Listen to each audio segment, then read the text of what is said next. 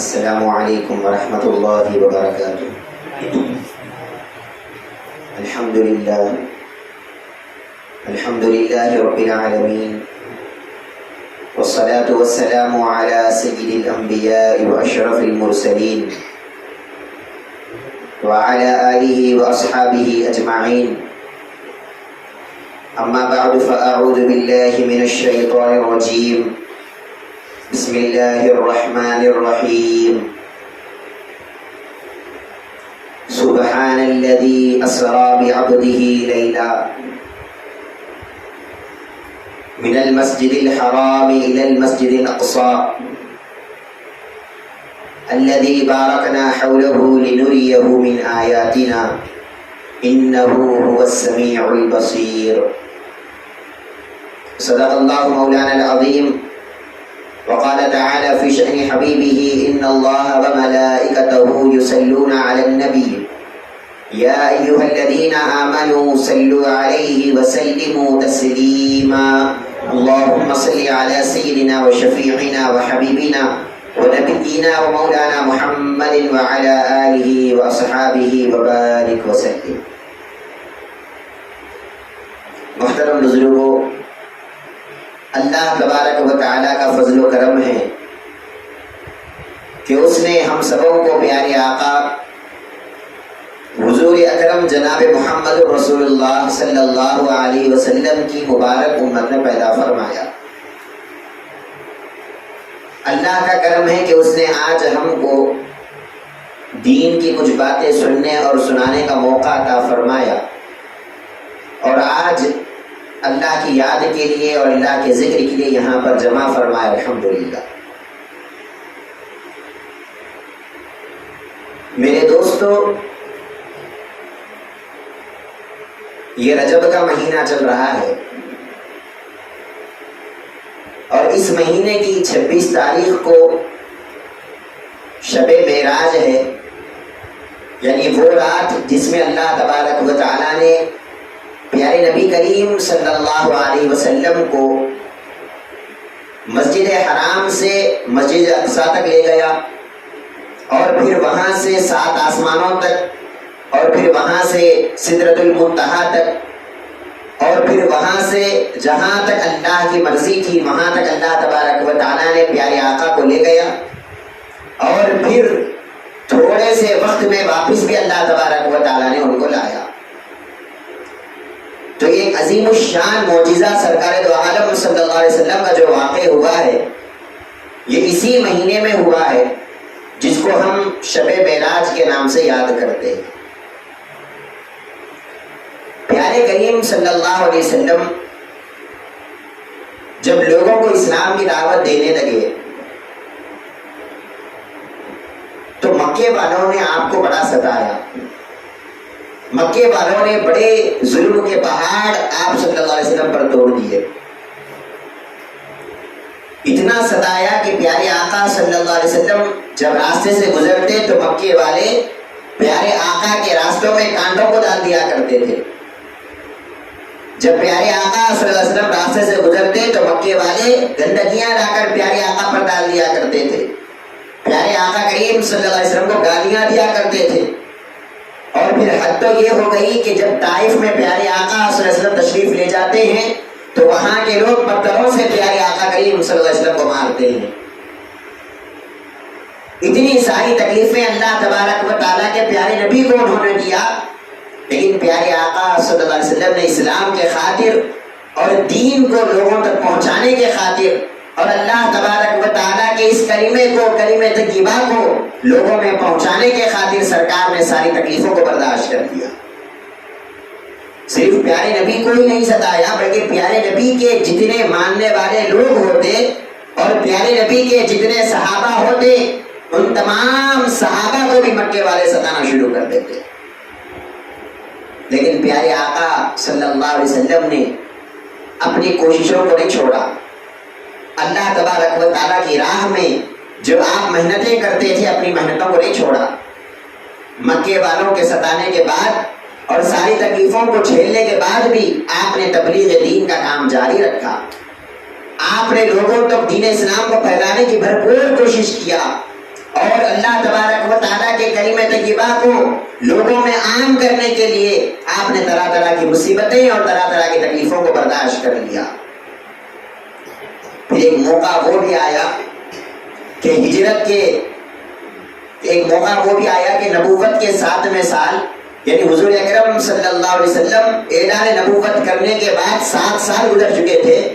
7 سال کافروں نے طرح طرح کی تکلیفیں دے کر دیکھ لیا کہ پیارے آقا صلی اللہ علیہ وسلم اپنے دین کے کام کو نہیں چھوڑ رہے ہیں، پیارے آقا اپنے دین کی محنتوں کو ختم نہیں کر رہے ہیں۔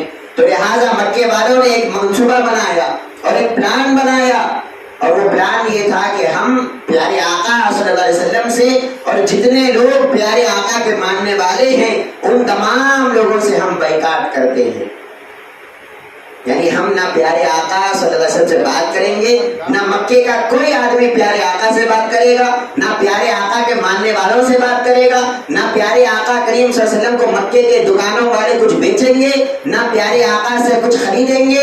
ایک دم انہوں نے بائیکاٹ پیارے آقا صلی اللہ علیہ وسلم سے کر دیا، اور ایک معاہدہ لکھ کر خانے کعبہ پر انہوں نے لٹکا دیا کہ پیارے آقا صلی اللہ علیہ وسلم سے اور ان کے ماننے والوں سے ہم نے بائیکاٹ کر لیا، اب ہم کو ان سے کوئی تعلق نہیں اور ان سے کوئی ہم کو رابطہ نہیں ہے۔ شعبہ ابی طالب نے 3 سال تک پیارے آقا صلی اللہ علیہ وسلم اور پیارے آقا کے ماننے والے صحابہ وہاں پر محصور رہے، قید ہو کر رہے، نہ مکے والے ان سے کچھ بات کرتے، نہ مکے والے کچھ بیچتے، نہ کچھ خریدتے۔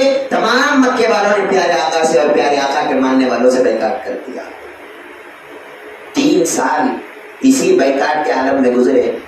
شعبہ ابی طالب نے محصور تھے پیارے آقا صلی اللہ علیہ وسلم، لیکن پیارے آقا نے اس مصیبت کو بھی برداشت کیا، پیارے آقا کے ماننے والوں نے اس تکلیف کو بھی برداشت کیا، صرف اسلام کو پھیلانے کے خاطر اور اللہ تبارک و تعالیٰ کے اس کلمے کو لوگوں میں عام کرنے کے خاطر پیارے آقا صلی اللہ علیہ وسلم نے سب کچھ برداشت کر لیا۔ جب 3 سال مکمل ہوئے اور 10 سال ہو گئے پیارے آقا کے نبوت کا اعلان کر کے، تو وہ معاہدہ مکے والوں نے خود بخود توڑ دیا اور پھر سے پیارے آقا صلی اللہ علیہ وسلم مکے میں گھومنے پھرنے لگے۔ اب یہاں پر ایک بات بتانا یہ ہے کہ پیارے آقا صلی اللہ علیہ وسلم کو جو مکے والے تکلیفیں اور مصیبتیں دیا کرتے تھے، تو اس میں 2 ہستیاں ایسی تھی جو پیارے آقا صلی اللہ علیہ وسلم کی بہت زیادہ مدد کیا کرتی تھی۔ ایک تو تھے حضور اکرم صلی اللہ علیہ وسلم کے چچا ابو طالب، جو حضرت علی المرتضیٰ رضی اللہ عنہ کے باپ ہیں اور آپ کے والد محترم ہیں۔ بظاہر تو آپ نے کلمہ نہیں پڑھا، اسلام قبول نہیں کیا، لیکن چونکہ سرکار کے چچا تھے تو سرکار دو عالم صلی اللہ علیہ وسلم کی بھرپور مدد کیا کرتے تھے۔ جب بھی کافر پیارے آقا کو تکلیفیں دیتے تو پیارے آقا کے یہ چچا ابو طالب آپ کو سنبھال لیا کرتے۔ ایک بشری حیثیت سے پیارے آقا کا بہت بڑا سہارا تھا پیارے آقا کے چاچا ابو طالب۔ مکے والے جب کچھ ستاتے، مکے والے جب کچھ تکلیفیں دیتے تو یہ ابو طالب بیچ میں آتے اور مکے والوں کو روکتے اور کہتے کہ خبردار میرے بھتیجے کو تکلیفیں نہیں پہنچانا، میرے بھتیجے کو کچھ نہیں کرنا۔ ایک بہت بڑا سہارا۔ اور پھر دوسری ہستی پیارے آقا صلی اللہ علیہ وسلم کی مبارک زوجہ حضرت خدیجہ الکبریٰ رضی اللہ عنہا تھی۔ یہ بڑی مالدار عورت تھی۔ جب پیارے آقا صلی اللہ علیہ وسلم سے نکاح ہوا اور پیارے آقا سے شادی ہوئی تو انہوں نے اپنا پورا کا پورا مال اسلام کے لیے نچھاور کر دیا اور کہا کہ یا نبی اللہ، یہ مت سوچئے کہ یہ مال میرا ہے، آپ یہ سوچئے کہ یہ سارا مال آپ کا ہے، جس پر آپ تقسیم کرنا چاہتے ہیں اور جس کو دینا چاہتے ہیں آپ دیجئے، میں کوئی ایک حرف بھی آپ کو نہیں بولوں گی۔ تو حضرت خدیجہ الکبریٰ رضی اللہ عنہا بھی پیارے آقا کو بڑا سپورٹ کیا کرتی تھی، ایک سہارا تھا پیارے آقا کا۔ اور ادھر ابو طالب حضور کے چچا، یہ بھی پیارے آقا کے بہت بڑے سہارے تھے۔ یہ 2 بڑے بڑے سہارے پیارے آقا صلی اللہ علیہ وسلم کے تھے۔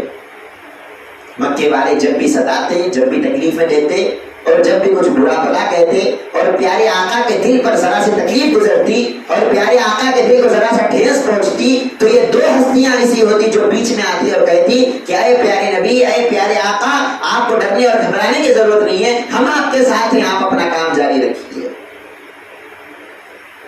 ایک مرتبہ کافروں نے ابو طالب کو پیارے آقا صلی اللہ علیہ وسلم کے متعلق بہت ساری بری باتیں سنا دیا اور اس نے ابو طالب کو بھی بڑی بڑی بری باتیں سنا دیا۔ تو ابو طالب حضور کے چچا آتے ہیں اور کہتے ہیں کہ اے میرے بھتیجے، میرے اوپر اتنی تکلیفیں نہ ڈال جس کو میں برداشت نہ کر سکوں.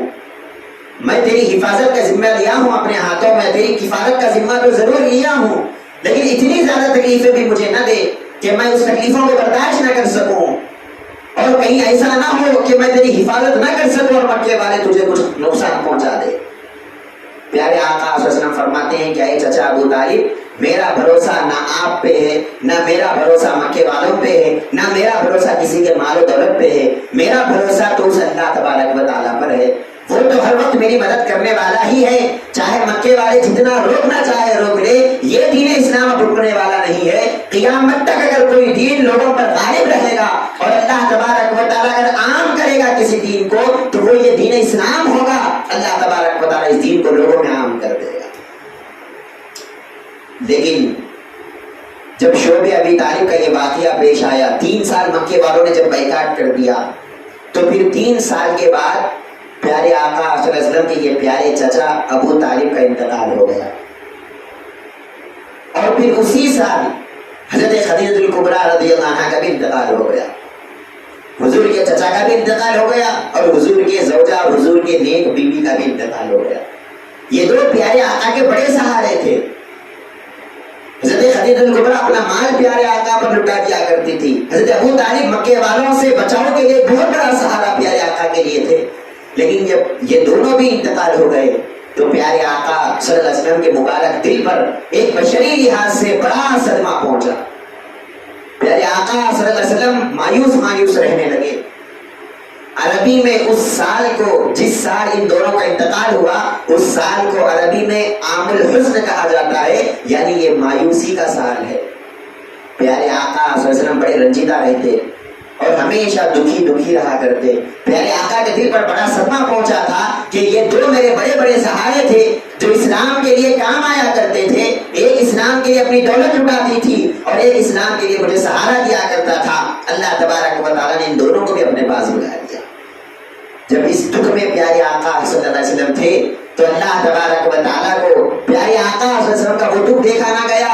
اللہ تبارک و تعالیٰ نے کیا کیا، پیارے آقا صلی اللہ علیہ وسلم کے اس دکھ کو دور کرنے کے لیے اور پیارے آقا کے دل میں پھر سے ہمت بندھانے کے لیے اور پیارے آقا صلی اللہ علیہ وسلم کو پھر سے اسلام کی دعوت پر کمر بستہ کرنے کے لیے اللہ تبارک و تعالیٰ نے پیارے آقا صلی اللہ علیہ وسلم کو معراج پر بلانے کا فیصلہ کیا اور اپنا دیدار کرانے کا پیارے آقا صلی اللہ علیہ وسلم کو فیصلہ کیا. یہ معراج کے پیچھے کا پس منظر تھا. پیارے آقا صلی اللہ علیہ وسلم جب اتنی تکلیفیں اللہ تبارک و تعالیٰ کے لیے برداشت کرتے رہے تو پیارے آقا کا مقصد کیا تھا؟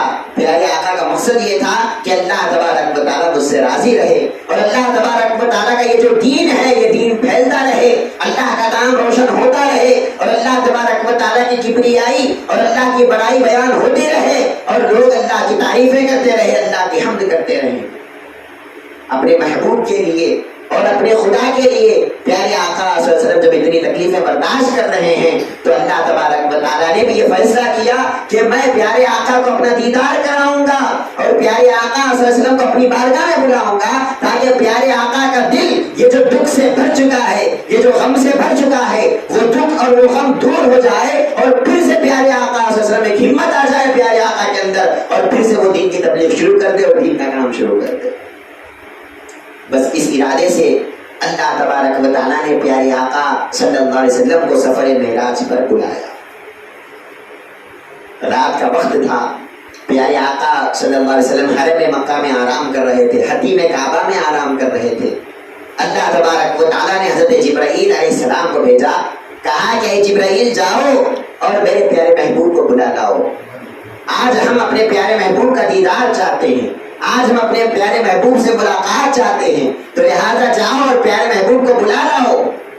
اب پیارے آقا صلی اللہ علیہ وسلم کے پاس حضرت جبرائیل علیہ السلام تشریف لاتے ہیں.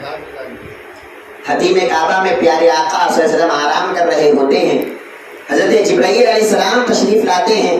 پیارے آقا اس وقت آرام کر رہے تھے تو جبرائیل علیہ السلام آتے ہیں، پیارے آقا صلی اللہ علیہ وسلم کو بیدار کرتے ہیں اور فرماتے ہیں کہ یا رسول اللہ صلی اللہ علیہ وسلم، اب اللہ تبارک و تعالیٰ آپ سے ملاقات چاہتا ہے.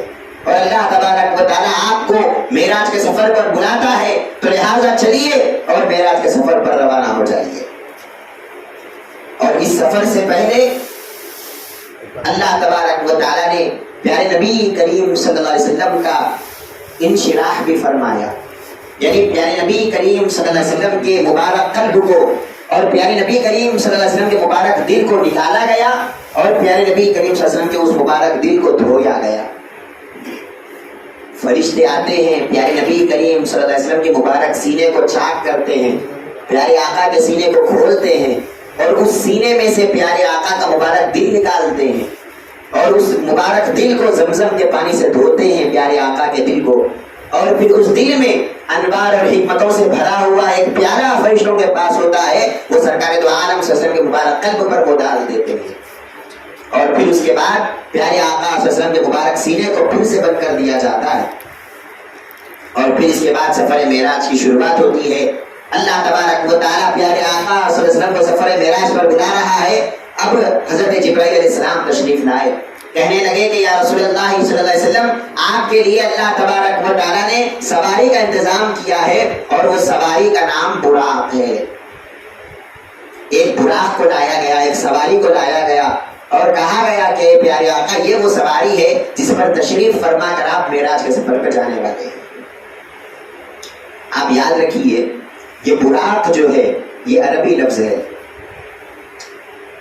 معراج کا واقعہ جب ہم سنتے ہیں تو تعجب اس بات پر ہوتی ہے کہ پیارے آقا صلی اللہ علیہ وسلم سفر معراج پر گئے، خانہ کعبہ سے بیت المقدس تک گئے، اور پھر بیت المقدس سے ساتوں آسمانوں پر گئے، وہاں سے سدرۃ المنتہا تک گئے، وہاں سے لامکان تک گئے، اور پھر واپس بھی آ گئے اللہ سے ملاقات کر کے، اور یہ پورا کا پورا سفر آن کی آن میں طے ہو گیا، 1-2 سیکنڈ میں یہ پورا کا پورا سفر ختم ہو گیا۔ تعجب اس بات پہ ہوتا ہے کہ سفر تو کیا ہی کیا، اتنا جلدی یہ سفر کیسے طے ہو گیا، اتنا جلدی یہ سفر کیسے مکمل ہو گیا۔ یہی سرکار کا سب سے بڑا معجزہ ہے۔ حیرت اس بات پر نہیں ہوتی کہ اللہ تبارک و تعالیٰ نے اپنے دیدار کے لیے بلایا، حیرت اس بات پر ہوتی ہے کہ اللہ تبارک و تعالیٰ نے اتنا جلدی یہ تمام واقعے کو کیسے انجام دیا۔ اور پیارے آقا فرماتے ہیں کہ میں معراج کو جانے سے پہلے وضو بنایا تھا، اور جب معراج کو جا کے واپس آیا تو ابھی وہ وضو کا پانی بہ رہا تھا، میں معراج کو گیا بھی اور واپس بھی تشریف لا دیا۔ اور پھر فرماتے ہیں کہ جب میں معراج کو جا رہا تھا تو میرے دروازے کی جو کنڈی تھی اس کو میں نے لگایا تھا، زنجیر لگایا تھا، جب واپس آیا ابھی وہ زنجیر ہل رہی تھی، میں واپس بھی آ گیا اور جا کے بھی آ گیا۔ تعجب اس بات پر ہوتا ہے کہ کیسے انسان 1 سیکنڈ میں وہاں جا کے واپس کیسے آ سکتا ہے۔ اگر ہم کو کہیں جانا ہوتا تو سب سے پہلے ہم کو اٹھنا پڑے گا، وہاں پر جانا پڑے گا، اور پھر ایک سواری کو استعمال کرنا پڑے گا۔ یہ تمام چیزوں میں وقت کتنا لگے گا۔ پیارے آقا صلی اللہ علیہ وسلم اتنی دور گئے اور آن کی آن میں پیارے آقا واپس بھی آ گئے۔ یہ سرکار دو عالم صلی اللہ علیہ وسلم کا حیران کن معجزہ ہے۔ آج تک انسانوں کی سمجھ میں یہ بات نہیں آئی کہ اللہ تبارک و تعالیٰ نے کیسے پیارے آقا صلی اللہ علیہ وسلم کو یہ سفر کرایا۔ آپ ایک بات یاد رکھیے، ہر نبی کو اللہ تبارک و تعالیٰ نے ایسا معجزہ عطا کیا جو ان کی قوم میں بڑا مشہور معجزہ تھا، جو ان کی قوم کے برابر کا معجزہ ہوتا وہ اللہ تعالیٰ اس نبی کو عطا کرتا۔ مثال کے طور پہ حضرت موسیٰ علیہ السلام کے قوم میں جادوگری کا بڑا مشہور تھا، جادوگری آپ کی قوم میں بڑی مشہور تھی۔ حضرت موسیٰ علیہ السلام کے پاس آپ کی قوم میں ایسے جادوگر ہوا کرتے کہ جب وہ اپنی رسیوں کو پھینکتے تو وہ رسیاں سانپ بن جایا کرتی، لوگ اس سانپ کو دیکھ کے ڈر جایا کرتے، اور پھر موسیٰ علیہ السلام کے قوم والے بڑے فخر سے کہتے کہ ہمارے اتنا جادوگر دنیا میں کوئی پیدا نہیں ہوا، ہم جادوگری میں بڑی مہارت رکھنے والے۔ جب قوم کسی فن میں بڑی مہارت رکھتی ہے، اللہ تبارک و تعالیٰ پھر پیغمبر کو ایسا معجزہ عطا کرتا ہے، اس معجزے کو دیکھ کر بڑے بڑے جادوگر بھی حیران ہو جاتے ہیں کہ ہمارا جادو ان کے سامنے بیکار ہے، ہمارا فن ان کے سامنے بیکار ہے۔ حضرت موسیٰ علیہ السلام کو اللہ تبارک و تعالیٰ نے ایک عصا اور ایک لکڑی عطا کیا، کہا کہ اے موسیٰ یہ لکڑی کو ڈالو۔ جیسے ہی یہ لکڑی موسیٰ علیہ السلام ڈالتے ہیں وہ لکڑی اجدا بن جاتی ہے۔ آپ تمام لوگوں نے وہ واقعہ سنا۔ بتانا یہ چاہ رہا ہوں کہ جو چیز قوم میں ہوتی ہے اللہ تعالیٰ ویسا ہی معجزہ نبی کو عطا کرتا ہے اور اس سے بھی بڑا دیتا ہے تاکہ قوم کو معلوم ہو جائے وہ کتنا بھی کر لے کچھ بھی کر لے نبی کے معجزے کے برابر ان کی طاقت نہیں ہو سکتی. حضرت عیسیٰ علیہ السلام کے زمانے میں ڈاکٹری کا بڑا مشہور فن تھا, طب بڑا مشہور تھا. لوگ کیا کرتے تھے, ڈاکٹری کے فن میں اتنے ماہر تھے لوگ کہ بیمار سے بیمار آدمی بھی اگر آتا تو دوا وغیرہ دے کر اس کو اچھا کر دیا کرتے, اس کا علاج کر دیا کرتے اور پھر یہ کہتے کہ دیکھو ہم سے اچھا ڈاکٹر دنیا میں کوئی نہیں ہے, ہم سے اچھا علاج کرنے والا دنیا میں کوئی نہیں ہے.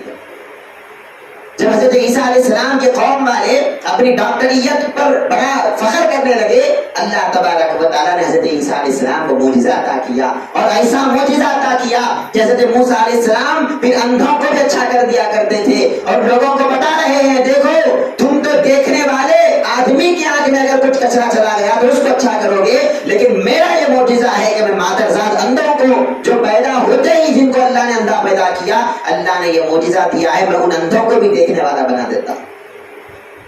اور پھر فرمایا کہ تمہارا یہ کمال ہے تم بیماروں کو اچھا کرتے ہو, لیکن اللہ نے مجھے یہ معجزہ عطا کیا ہے اگر کوئی کوڑ کا بیماری والا ہوتا میں اس کے اوپر ہاتھ پھیروں تو اللہ تعالیٰ اس کو اچھا بنا دیتا. اور پھر فرمایا تم تو ایک مرتے ہوئے انسان کو, ایک بیمار کو تم جو ہے پھر سے تندرست کرتے ہو, اور میرا یہ معجزہ ہے کہ میں مٹی کے پرندے بنا دیتا ہوں اور جب اس میں پھونک مارتا ہوں تو اللہ اس میں جان دیتا ہے. وہ مٹی کے پرندے مٹی کے ہوتے ہیں لیکن زندہ ہو کر اڑ جاتے ہیں. تو قوم جب ان معجزوں کو دیکھی تو حیران ہو گئی اور کہنے لگی کہ یہ ہمارے پاس نہیں ہے. تو ہر قوم میں جو چیز مشہور ہوتی ہے اللہ تعالیٰ اسی کے مطابق معجزہ عطا کرتا. اب پیارے آقا صلی اللہ علیہ وسلم کو جب معجزہ دینا تھا تو اللہ تعالیٰ نے اس قوم کو دیکھا, یہ قوم ایسی ہے کہ قیامت تک اس قوم میں سائنس بڑا مشہور ہونے والا ہے اور اس قوم کے لوگ اتنے جو ہے ہوشیار ہونے والے ہیں کہ یہ قوم کے لوگ زمین پر رہے بیٹھے بیٹھے آسمانوں کی سیر کرنے والے ہیں. اور یہ لوگ ایسے ہیں, یہ لوگ ہواؤں میں سفر کریں گے, یہ لوگ پلینس میں سفر کریں گے, یہ لوگ چاند پر پہنچیں گے. اللہ تبارک و تعالیٰ کو معلوم تھا کہ قوم ایک ایسا کام کر کے بتائے گی ویسا کام دنیا میں کسی نے نہیں کیا. اور پھر قوم یہ نہ کہے کہ دیکھو ہمارا یہ معجزہ ہے کہ ہم چاند تک پہنچے ہیں, اللہ کا کوئی نبی آج تک وہاں نہیں پہنچ سکا. دیکھو ہمارا یہ معجزہ ہے کہ ہم آسمانوں میں جاتے ہیں, اللہ کا کوئی پیغمبر وہاں تک جا نہیں سکا. پیارے آقا صلی اللہ علیہ وسلم پر یہ اعتراض نہ ہو, اسی لیے اللہ تبارک و تعالیٰ نے 1400 سال پہلے پیارے آقا صلی اللہ علیہ وسلم کو ایک ایسا معجزہ عطا کر دیا کہ مکے میں ٹھہرے ٹھہرے پیارے آقا صلی اللہ علیہ وسلم جب انگلی سے اشارہ کرتے ہیں تو چاند کے ٹکڑے ہو جاتا ہے. پیارے آقا بتا رہے ہیں کہ تمہاری یہ کمالیت ہے کہ تم سائنس کے ذریعے, پلینس کے ذریعے, راکٹس کے ذریعے محنت کر کے کوشش کر کے چاند تک پہنچتے ہو, اور نبی کا یہ معجزہ ہوتا ہے وہ مکے میں کھڑے کھڑے چاند کو 2 ٹکڑے کر کے بتاتا ہے. اور پھر فرمایا کہ تمہارا یہ کمال ہوتا ہے کہ تم آسمانوں میں اڑتے ہو. اور پیاری آقا کا کمال دیکھو کہ یہ سفر معراج پر جاتے بھی ہیں, 7 آسمان کے اوپر بھی جاتے ہیں اور پھر آن کی آن میں واپس بھی آ جاتے ہیں. ارے تم کو آسمانوں پہ جانے کے لیے کتنا ٹائم لگتا ہے؟ پیارے آقا صلی اللہ علیہ وسلم 2-3 سیکنڈ کے اندر جا کے آتے ہیں. بتا رہے ہیں کہ قوم کتنا بھی آگے بڑھ جائے کبھی نبی سے آگے نہیں بڑھ سکتی. اللہ تعالیٰ نبی کو ہمیشہ ایک بڑا مقام اور بڑا معجزہ عطا کرتا. اسی لیے اللہ تبارک و تعالیٰ نے معراج کا معجزہ پیارے آقا کو عطا کیا. پھر ایسا معجزہ نہ کسی نبی کو اللہ نے عطا فرمایا نہ کسی ولی کو اللہ نے عطا فرمایا. تو میں بتا رہا تھا کہ اللہ تبارک و تعالیٰ نے براق سواری کو بھیجا. عربی میں برق کہتے ہیں بجلی کو, عربی میں برق کہتے ہیں بجلی کو. جب بجلی کڑکتی ہے آپ اس کی تیزی کا اندازہ نہیں کر سکتے, کتنی تیزی سے وہ بجلی چمکتی ہے. آج ہم کرنٹ کا اندازہ نہیں کر سکتے کہ کرنٹ کی تیزی کیا ہے, کتنا تیز کرنٹ اپنا پاور دیتا ہے. آج ہم کرنٹ کی تیزی کو نہیں سمجھ سکتے تو بجلی کی تیزی کو ہم کیا سمجھتے ہیں. آج سائنس کا زمانہ ہے, یہ تمام باتیں ہم کو سمجھ میں آتی ہے. جب ایک بجلی میں اتنی طاقت ہوتی ہے کہ اس ایک بجلی سے کئی کرنٹس پیدا ہوتے ہیں, اور ایک بجلی کی پاور اتنی ہوتی ہے کہ اس کی اتنی تیز کوئی لائٹ نہیں ہوتی اور اس کی اتنی تیز کوئی روشنی نہیں ہوتی, کوئی پاور نہیں ہوتی. اللہ تبارک و تعالیٰ نے پیارے آقا کو جو سواری عطا کیا اس کا نام براق ہے. اور براق عربی میں کہتے ہیں بجلیوں کو، یعنی یہ ایک بجلی نہیں ہے، یہ کئی بجلیوں کی سواری ہے۔ جب ایک بجلی کی پاور کا اندازہ تم نہیں کر سکتے اور اس کی تیزی کو تم نہیں دیکھ سکتے تو پھر یہ تو براق ہے، یہ کئی تیزیوں کو اپنے اندر سمانے والی ہے۔ جب اس پر پیارے آقا سوار ہوتے ہیں تو تم اندازہ کرو کہ پیارے آقا کتنا اسپیڈ گئے ہوں گے۔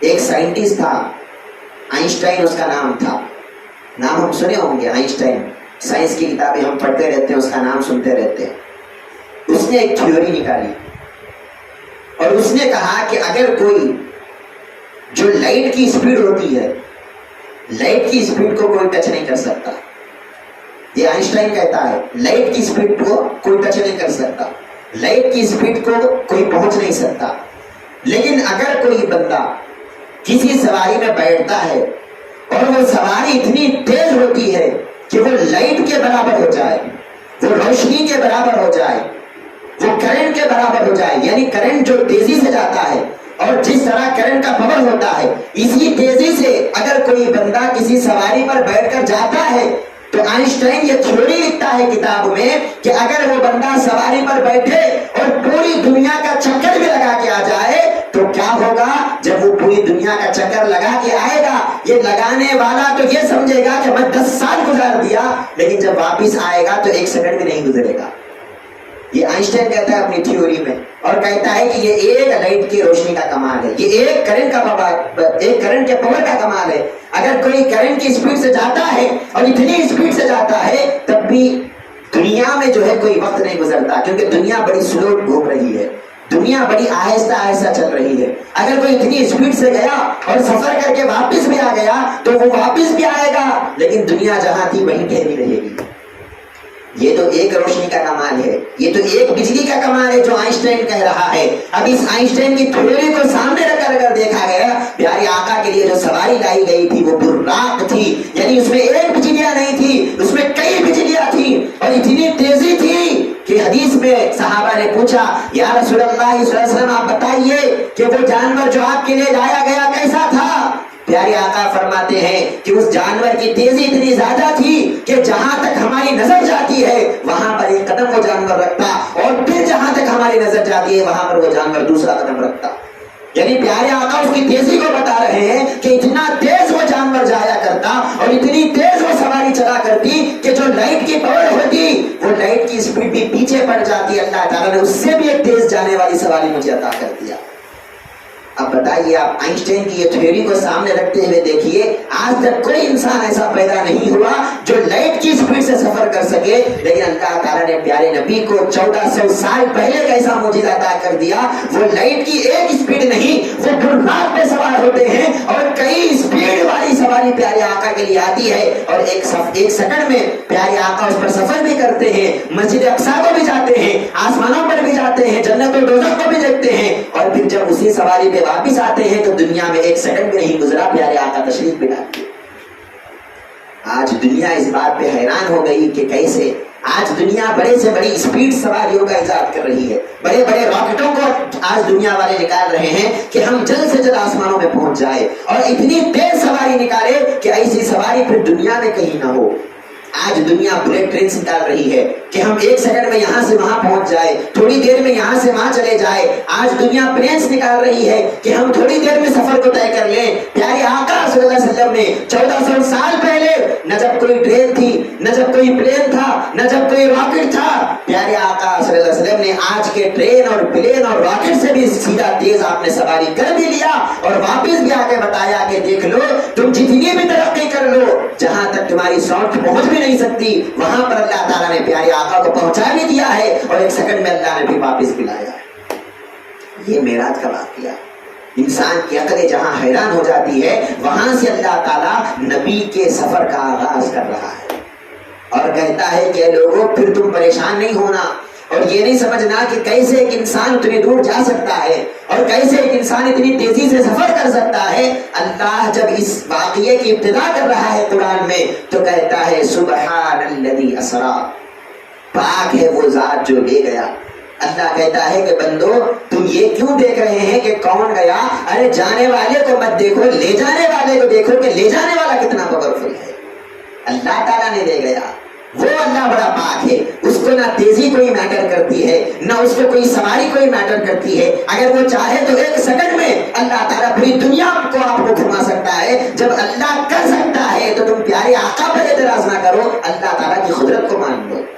یہ لے جانے والے پیارے آقا نہیں ہے، جبرائیل نہیں ہے، لے جانے والے خود اللہ تبارک و تعالیٰ۔ فرمایا سبحان الذی اسریٰ، وہ ذات پاک ہے جس نے اپنے پیارے بندے کو لے گیا۔ فرمایا لیلاً، رات کے ایک حصے میں، رات کے چھوٹے سے حصے میں لے بھی گیا اور پھر واپس بھی لایا۔ من المسجد الحرام الى المسجد الاقصی، مسجد حرام سے لے گیا اور مسجد اقصی تک لے گیا۔ بارکنا الذی بارکنا حولہ، وہ مسجد اقصی ایک ایسی مسجد ہے جس کے اطراف ہم نے برکتوں کو نازل کر دیا۔ ایک آخری بات یہاں پر بولتا ہوں، مسجد اقصی کا جب اللہ تبارک و تعالیٰ نے ذکر فرمایا تو کہا کہ مسجد اقصی ایسی مسجد ہے جس کے اطراف ہم نے برکتوں کو نازل کیا۔ آپ غور کرو، مسجد کے اندر برکت ہونا یا مسجد کے اطراف برکت ہونا؟ برکت تو مسجد کے اندر ہوتی نا۔ اللہ تبارک و تعالیٰ جب مسجد اقصی کا ذکر کیا تو ایسا بولنا تھا کہ مسجد اقصی تک ہم پیارے آقا کو لے گئے اور مسجد اقصی ایک ایسی مسجد ہے جس میں اللہ کی برکتیں اترتی۔ لیکن اللہ نے یہ نہیں کہا، اور اللہ نے کہا کہ مسجد اقصی کے اطراف اور مسجد اقصی کے رون میں برکتیں نازل ہوتی۔ یہ کیا بات ہے؟ قرآن کے ایک ایک حرف پر ہم غور کرتے ہیں تو عقل حیران ہوتی ہے۔ یہ قرآن ہے، کسی کی لکھی ہوئی ڈائری نہیں ہے۔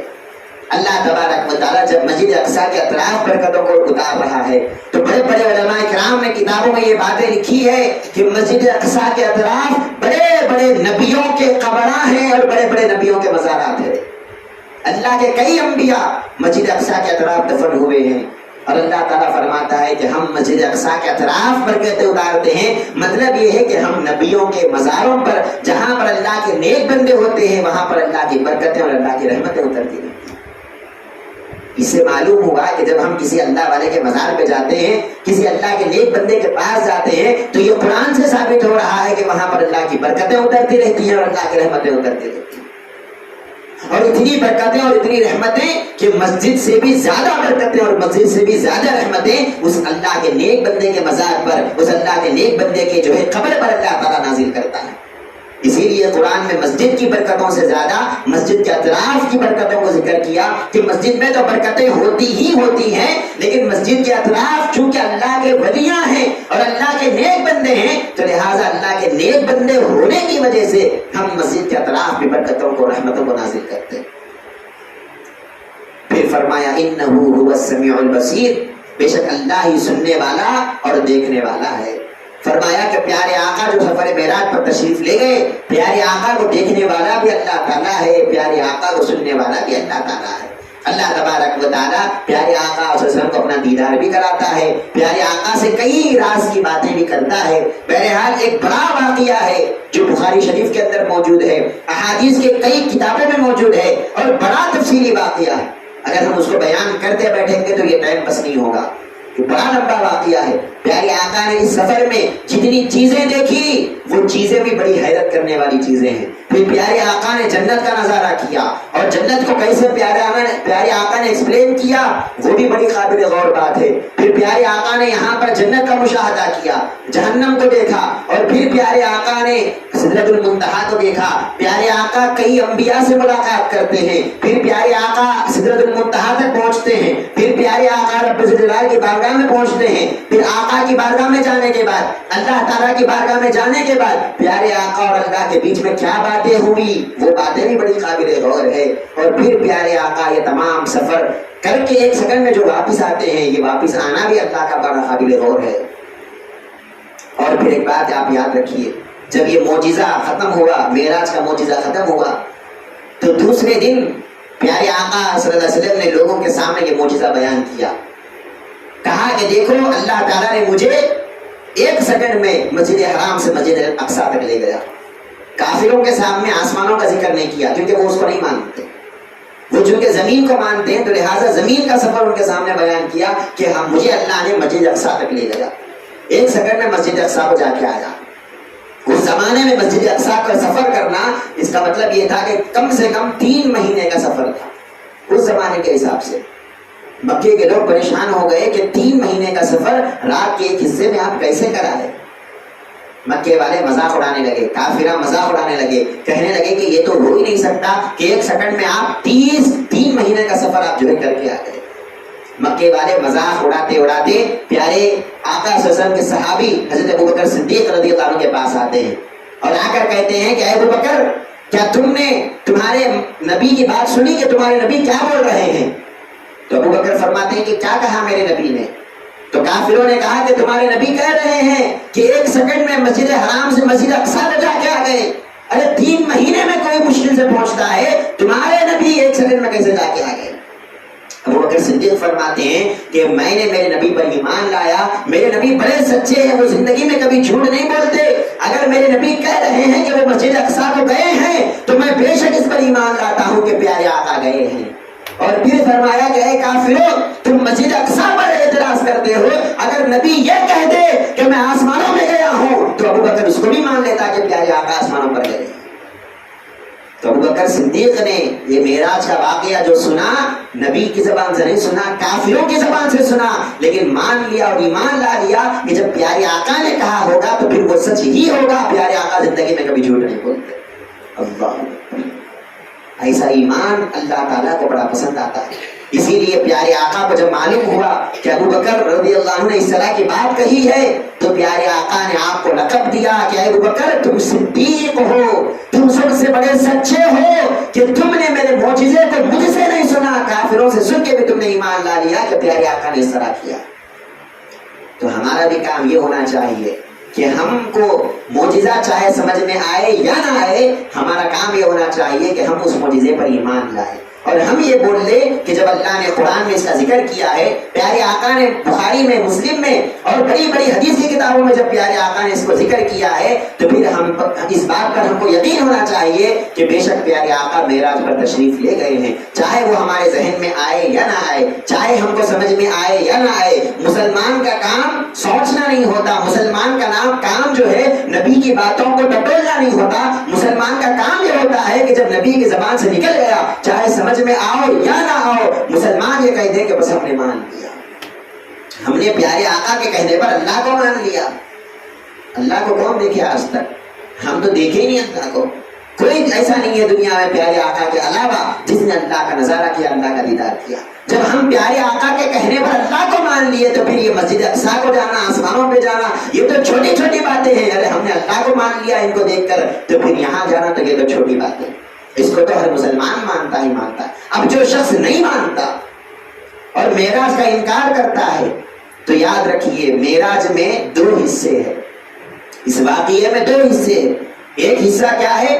مسجد حرام سے مسجد اقصیٰ کو جانا، یعنی یہ جو زمین کا سفر ہے، ایک ہے زمین کا سفر، ایک ہے آسمانوں کا سفر، یہ 2 الگ الگ حصے ہیں واقعے کے۔